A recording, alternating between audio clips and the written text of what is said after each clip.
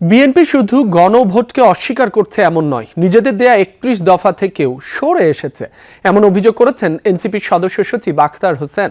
মঙ্গলবার বিকেলে নীলফামারীর জলঢাকায় সরকারি মডেল পাইলট উচ্চ বিদ্যালয় মাঠে দলের পথসভায় এ অভিযোগ করেন তিনি।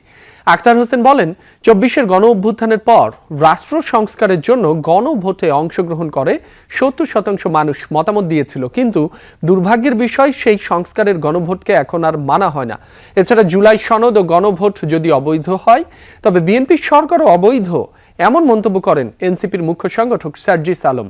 এর আগে গণভোটের রায় বাস্তবায়ন, খুনিদের বিচারের দাবিতে একটি পদযাত্রা শহরের বিভিন্ন সড়ক প্রদক্ষিণ করে।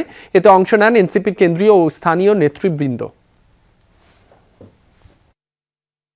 বিএনপি শুধুমাত্র গণভোটকে অস্বীকার করছে বিষয়টা এমন নয়।